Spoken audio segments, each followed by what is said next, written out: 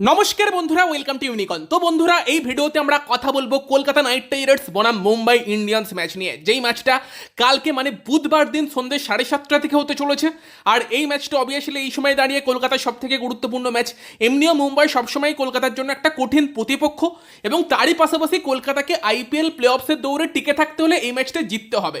আর এই ম্যাচ জিতে রাখলে কলকাতা নাইট রাইডার্স লাস্ট দিন অবধি আইপিএল প্লে অফসের লড়াইয়ে থাকবে, এবং 15 পয়েন্ট অবধি তো কলকাতা পৌঁছুক, যেটা আমরা বারবারই বলছি। তারপর প্লে অফস হোক কি না হোক অন্য কথা, 15 পয়েন্ট অবধি পৌঁছলে আমরা খুব খুশি হব। এবং কিছু কিছু স্ট্যাটস দেখছিলাম, দেখে ভাবছি যে কলকাতার তো সিজন এর থেকে বেটারও যেতে পারতো। মানে অনেক স্ট্যাটসে দেখছি কলকাতা সেখানে অনেকটা এগিয়ে।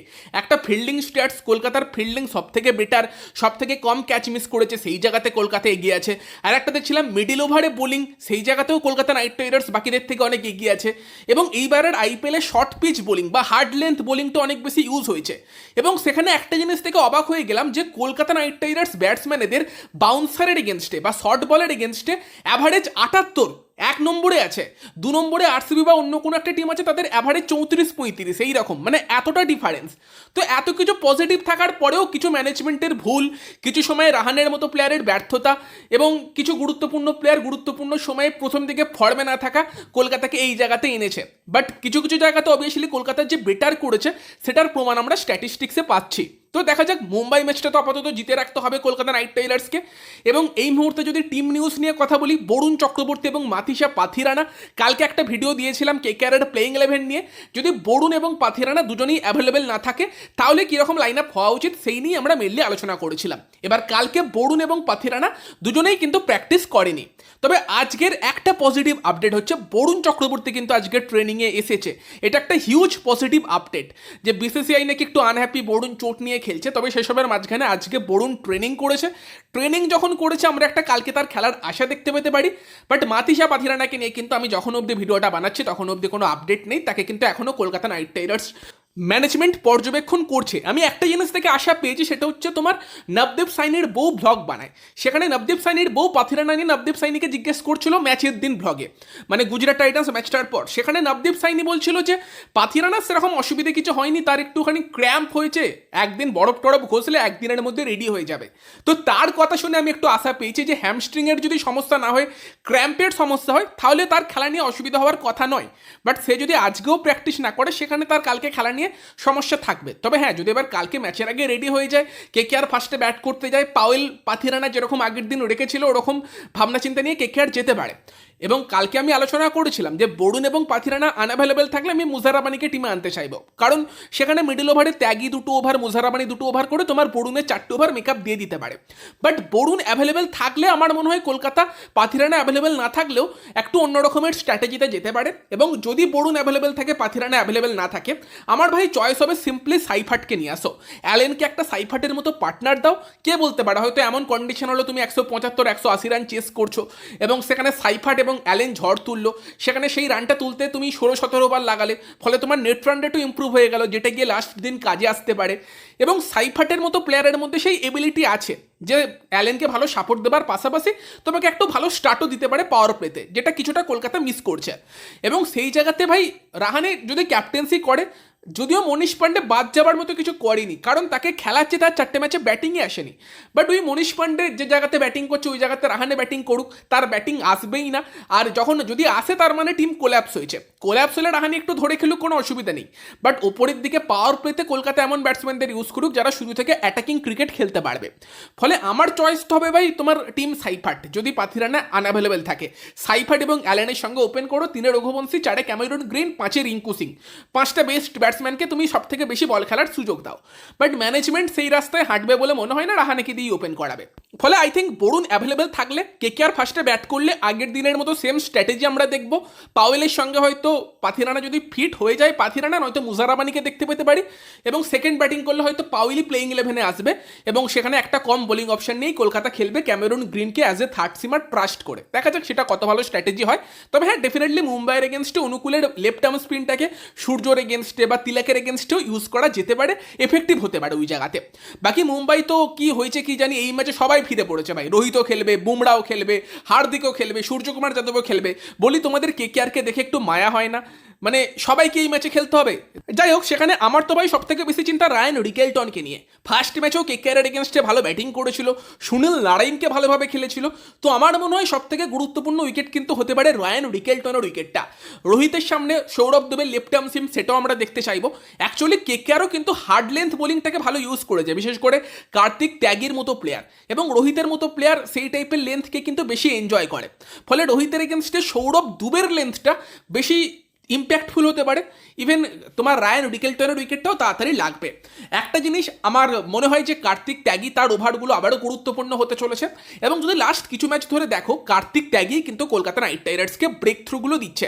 তোমার মনে পড়বে হায়দ্রাবাদ ম্যাচে অভিষেক শর্মাকে কার্তিক ত্যাগী এসে আউট করে ওপেনিং কম্বিনেশন ভেঙেছিল। দেন দিল্লি ম্যাচে কেএল রাহুলকে এসে আউট করেছিল। আরসিবি ম্যাচেও তোমার জেকব বিথেলকে এসে আউট করেছিল।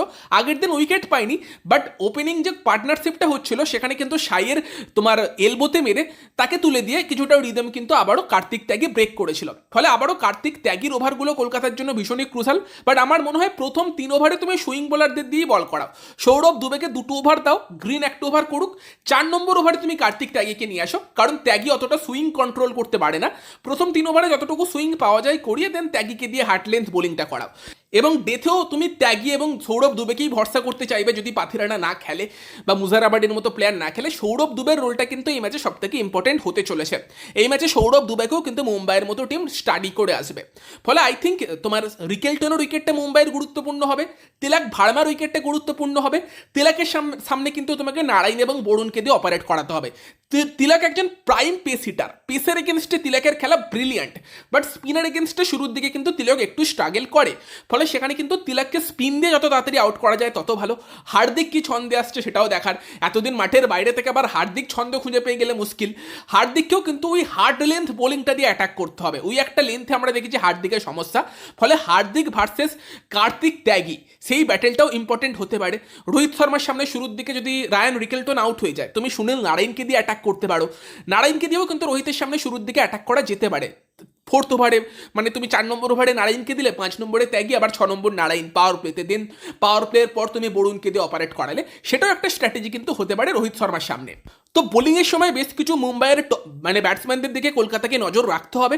বাট ব্যাটিংয়ের সময় কলকাতার স্ট্র্যাটেজি কি হতে পারে, সেখানে অবভিয়াসলি ফিন অ্যালেন সব থেকে গুরুত্বপূর্ণ প্লেয়ার। ফিন অ্যালেনকে যদি ফিন অ্যালেন প্রথম 4-5 ওভার টিকে যায়, তারপর অ্যালেন কি করতে পারে আমরা তো দেখতেই পাচ্ছি। এবং সেখানে রঘু শর্মার মতো বোলার, তার লেন্থ আর কি পিক করে অ্যালেন কিন্তু বড় বড় শট মারতে পারে। এবং উল্টো দিকে আমরা আল্লাহ হাসানফারকেও ফার্স্ট ম্যাচে ভালো খেলতে দেখেছিলাম। আল্লাহ এই ম্যাচে খেলবে কিনা আমরা জানি না, বাট ডেফিনেটলি জসপ্রীত বুমরা সে একটা বড় চ্যালেঞ্জ কিন্তু অ্যালেনের সামনে প্রথম দিকে কয়েকটা ওভারে নিয়ে আসতে পারে। জসপ্রীত বুমরা এখন বোলিং শুরু করছে তোমার মুম্বাই ইন্ডিয়ান্সের হয়ে। ফলে বুমরার ওভারগুলো শুরুর দিকে কাটিয়ে দিলে বা 1 বা 2 ওভার যদি দীপক চাহার তার আউটসুইংয়ের সামনে তোমার বিট না হয়, তারপর কিন্তু অ্যালেন ডমিনেট করতে পারে। বিশেষ করে শার্দুল ঠাকুরের মতো বোলারকেও ডমিনেট করতে পারে। তবে এটা ভুলে গেলে চলবে না, লাস্টবার তাকে শার্দুল ঠাকুর আউট করেছিল। বাট এখন অ্যালেন যে ছন্দে চলে এসেছে, সে কিন্তু ওই পাওয়ার প্লের ফেসটা কাটিয়ে ফেললে তারপর তো আরও ডেঞ্জারাস ছন্দে ব্যাটিং করছে। বিশেষ করে স্পিনারদের তো একদমই সেটেল হতে দিচ্ছে না, তো তাকে সাপোর্ট দিতে হবে। বাট আমরা জানি যে হয়তো সাইফাট খেলবে না, খেললে পাউইলি আসতে পারে, পাথিরানা না হলে রাহানেই খেলবে। তো রাহানে যদি খেলে, রাহানেকে একটু অ্যাগ্রেসিভ খেলতে হবে। জসপ্রীত বুমরার এগেনস্টে অ্যাটাকটা করতে হবে যাতে খুব একটা স্ট্রেস না নেয় তোমার উল্টো দিকে ফিন অ্যালেন। বাকি অবভিয়াসলি তোমার ক্যামেরন গ্রিনের রোলটাও কলকাতা নাইট রাইডার্সের এই টিমে অনেক বেশি গুরুত্বপূর্ণ। 4 নম্বর জায়গাটা একটা ভীষণই গুরুত্বপূর্ণ জায়গা, এবং সেখানে গ্রিনও তোমার রীতিমতো স্পিনারদের ডমিনেট করেছে, তার রোলটাও ইম্পর্টেন্ট হবে। সঙ্গে তোমার অবভিয়াসলি রিঙ্কু সিংয়ের রোলটাও। তো বিশেষ করে ডেথ ওভারে বুমরা ভার্সেস রিঙ্কু এবং শুরুর দিকে অ্যালেন ভার্সেস তোমার জসপ্রীত বুমরা, সেই দুটো লড়াই এই ম্যাচের ভীষণই গুরুত্বপূর্ণ লড়াই হতে পারে।